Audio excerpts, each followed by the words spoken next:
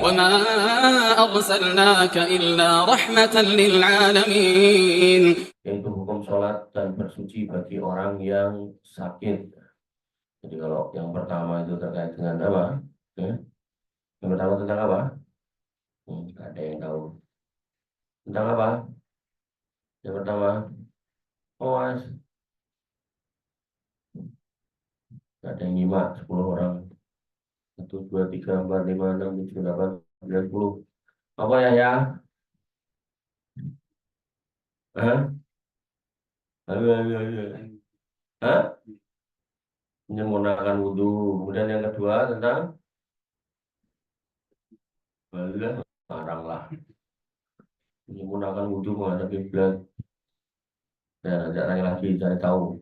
Baik, hukum sholat dan bersuci bagi orang yang sakit. Nah, segala puji bagi Allah Subhanahu wa taala, salawat dan salam semoga senantiasa tercurah pada nabinya yang mulia, Nabi kita Muhammad SAW, keluarganya, segenap para sahabatnya.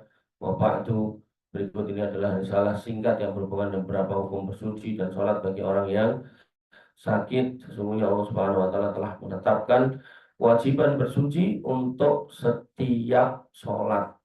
Diwajibnya di situ ya. Adapun setelahnya atau sisanya di luar sholat, maka itu hukumnya sunnah. Karena sesungguhnya menghilangkan hadas dan najis baik pada tubuh, pakaian atau tempat sholat, keduanya merupakan bagian dari syarat sahnya sholat. Jadi seorang muslim nggak boleh jorok. Jadi kalau kamu ke WC yang dipakai bareng-bareng, ya bersihkan, siram, nggak apa-apa. Ya, nah, ini kan tinggalan orang lain, nggak apa-apa kamu dapat pahala.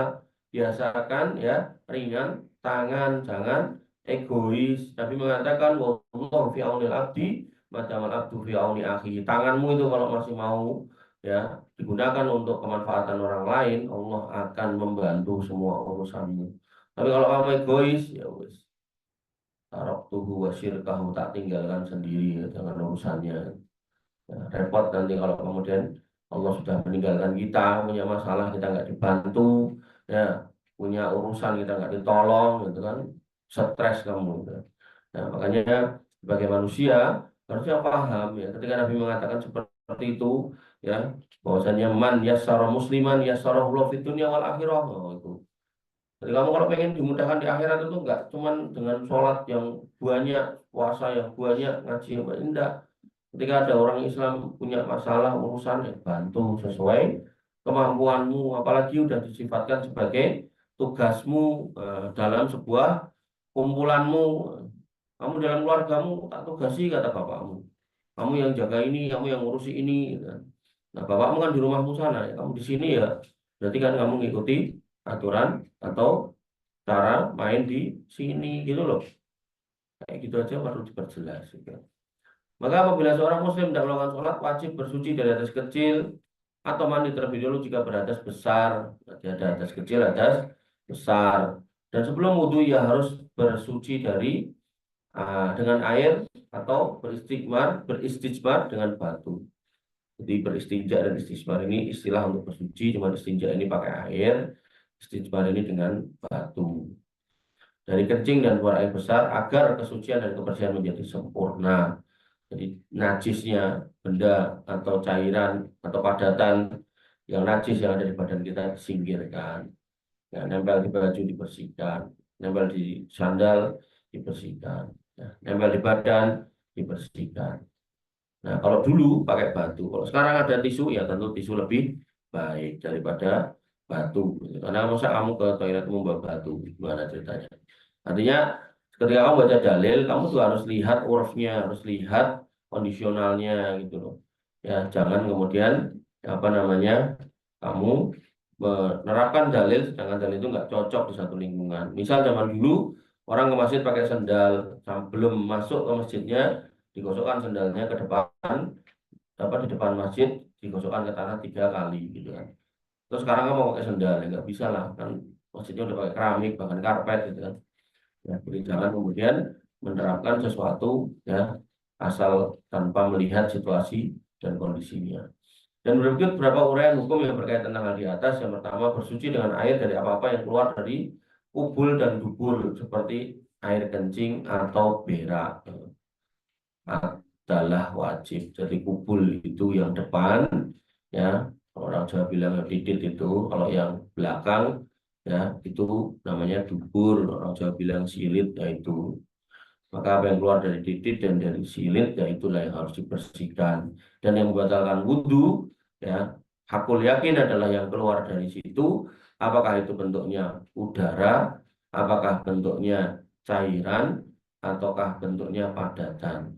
Adapun ketika udara yang keluar dari depan, maka itu tidak membatalkan wudhu. Karena nanti ada dalam bab wanita, atau wanita yang bertanya keluarnya udara dari kubul, ya, itu tidak membatalkan wudhu, gitu kan. Tapi kalau kemudian udara ini keluarnya dari belakang, maka itu yang membatalkan wudhu.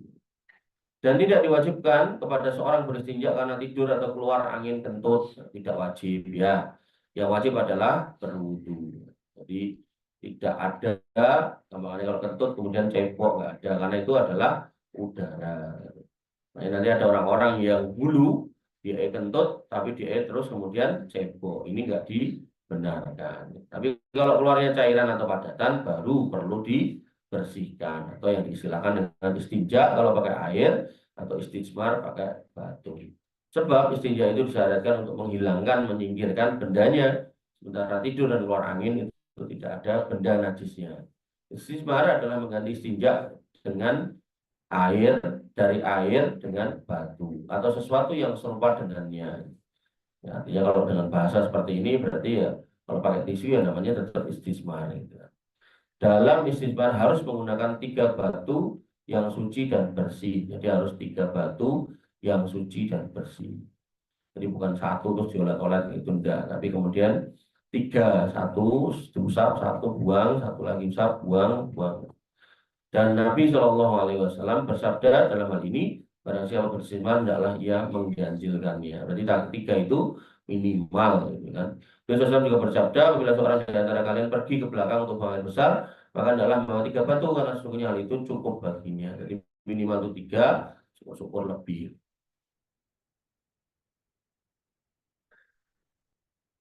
Nek, mau pakai tisu, ini yang mau masukkan aja. Kalau mau pakai tisu, saran saya, kamu udah siapin dulu tisunya, itu kamu lipat-lipat gitu kan 3, terus kamu kasih air di wastafel, nah bawa masuk. Jadi jangan tisu kering, karena kalau tisu kering itu biasanya ya masih ojo ngaran ini masih ngepet gitu loh, ya, itu nggak enak rasanya ya. Nggak tahu deh kalau bule-bule itu kok bisa nyaman nggak pakai air.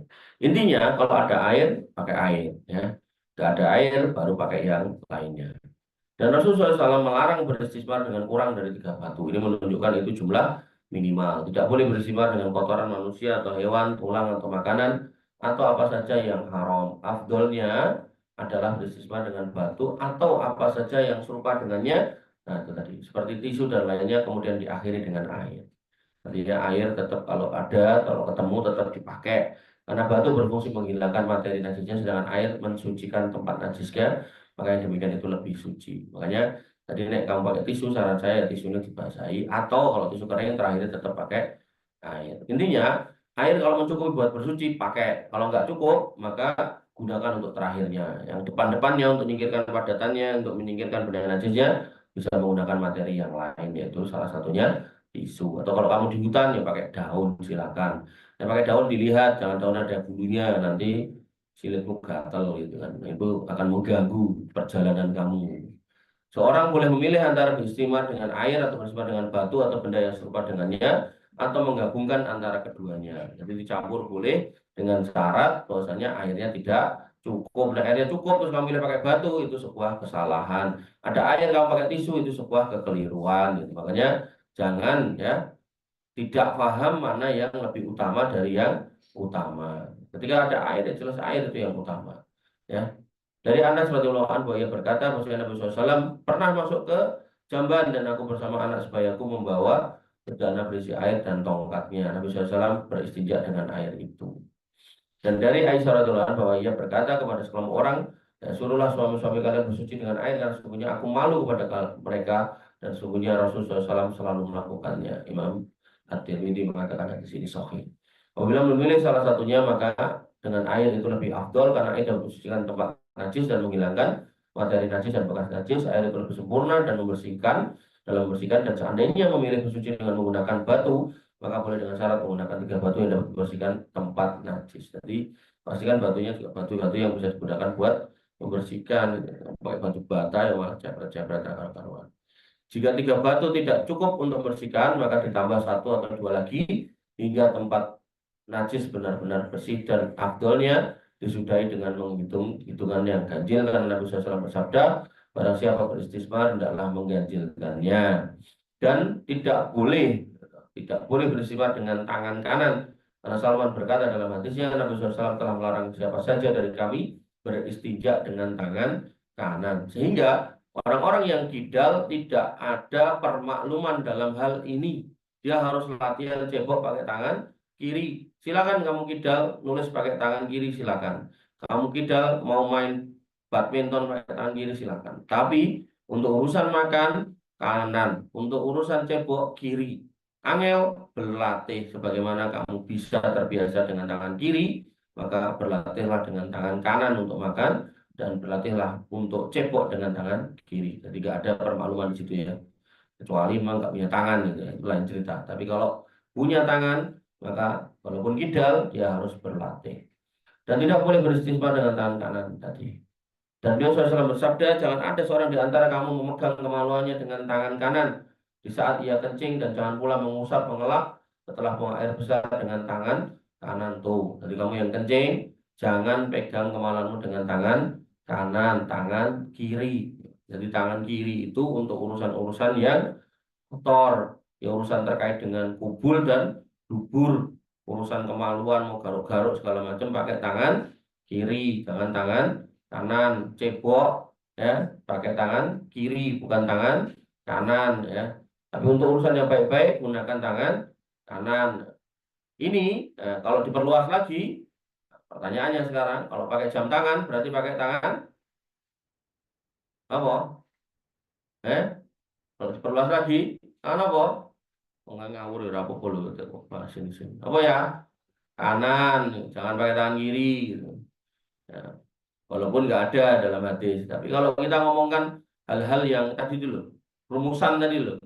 Jadi Nabi SAW itu diberikan karunia namanya Jawamiul Kalim, sebuah kalimat yang ringkas, tapi bisa diterapkan secara luas gitu loh. Makanya kalau kemudian Nabi mengatakan megang kemaluan aja, kemaluan loh ya, barang yang nempel sama dirimu loh, yang nggak dicalok taruh di mana-mana gitu kan. Itu aja kita disuruh pakai tangan kiri megangnya loh, belum belum ngomongkan najisnya, megangnya. Nah, maka jangan sekali-kali atau pegang pakai tangan kanan. Allah Ta'ala. Jika tangannya patah atau sakit atau karena hal yang lain, maka boleh dengan tangan kanan karena terpaksa dan tidak apa. Tadi sudah saya sampaikan. Jika bersuci dengan melakukan keduanya, istimar dan istinja dengan air, maka yang demikian itu lebih afdol dan lebih sempurna. Tentu urutannya, ya buang padatannya dengan istismar, dengan benda-benda padat. Nah, baru terakhirnya dibersihkan, disempurnakan dengan air. Ajaran Islam dan Islam dibangun berlandaskan kemudahan dan keringanan, maka itulah Allah memberikan keringanan bagi orang-orang yang punya udzur di dalam beribadatan sesuai dengan udzurnya, sehingga mereka dapat beribadah kepadanya tanpa kesulitan. Allah Ta'ala berfirman, dan dia sekali-kali tidak menjadikan untuk kamu agama suatu kesempitan. Jadi Allah sudah menegaskan Islam itu nggak sempit sebenarnya. Yang sempit itu dada manusia dalam menerimanya. Kenapa dia kemudian sempit menerimanya? Karena dia ya belum membuka hatinya untuk menerima Islam. Makanya orang-orang yang dikajak dalam kebaikan kok susah, itu hakikatnya dia sedang belum mendapatkan kebaikan dari Tuhannya. Makanya yang perlu kamu pahami adalah kalau kamu merasakan itu, belajar agama kok nyebeli, kok nganyeli, kok rasa seneng, kok nggak happy gitu kan, ya maka cek itu hatimu gitu. Ya diajak berdakwah, diajak hal yang baik kok nggak segera wasari'u ila magfiratin min rabbikum, ya, coba cek hatimu gitu. Ya, jangan sampai kemudian Allah mengakhirkan segala sesuatu dari hidupmu dengan cara yang jelek karena terbiasa nggak senang diajak yang baik-baik. Ini ngomong-ngomong yang dua tadi kemana? Hah? Mana motor? Lama banget. Motornya berapa banyak? Ya. Coba dipanggil suruh masuk kalau udah selesai. Dan firman-Nya, Allah menghendaki kemudahan bagimu dan Dia tidak menghendaki kesulitan bagimu. Tuh. Allah menegaskan lagi bahwasanya pada hakikatnya yang dikehendaki adalah kemudahan dan bukan kesulitan. Dan firman-Nya lagi, maka bertakwalah kamu kepada Allah Subhanahu wa taala menurut kesanggupanmu. Jadi, ittaqullah mas tata'tum. Nabi SAW kemudian bersabda, apabila aku perintahkan kalian dengan sesuatu, maka lakukanlah itu sesuai dengan kemampuan kalian.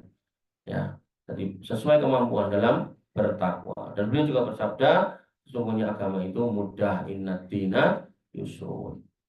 Orang sakit apabila ia tidak memungkinkan bersuci dengan menggunakan air seperti berwudu dari hadis kecil dan mandi dari hadis besar karena lemah atau khawatir, ya, akan bertambah parah, gitu, atau kesembuhannya akan tertunda, maka ia boleh bertayamum, yaitu menepukkan kedua tangan ke tanah yang suci satu kali lalu menyapu mukanya dengan telapak jari dan kedua tangannya dengan telapaknya. Nih perhatikan, satu, cepuk gitu kan, ya, kemudian muka satu, kemudian telapak tangan.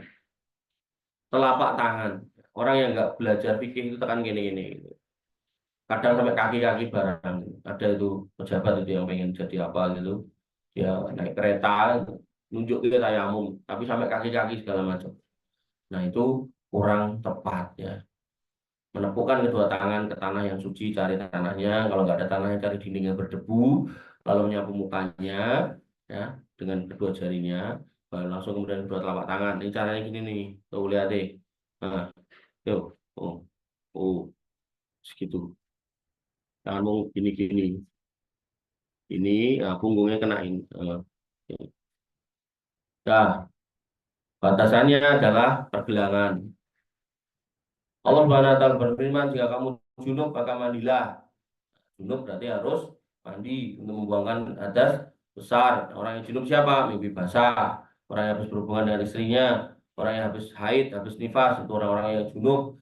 Dan jika kamu sakit atau dalam perjalanan atau kembali dari tempat buang air atau menyentuh perempuan lalu kalian tidak memperoleh air, maka bertayamum dengan air, dengan tanah yang baik. Jadi kalau nggak dapat air, walaupun dalam kondisi junub, ya itu harus kemudian tayamum. Maka sapulah mukamu dan tanganmu dengan tanah itu. Orang yang tidak mampu menggunakan air, kedudukannya hukumnya sama dengan kedudukan orang yang tidak memperoleh air. Jadi ketika ada orang yang sakit, maka solusinya jangan disuruh wudhu, suruh tayamum aja. Dengan catatan kalau wudhu itu memperparah sakitnya. Nanti ada dalil orang sahabat yang kemudian jihad, kepalanya terluka parah, kemudian dia mengatakan, ya aku junub gitu. Gimana? Kata temannya, ya mandi, akhirnya dia gerujukan, mati dia.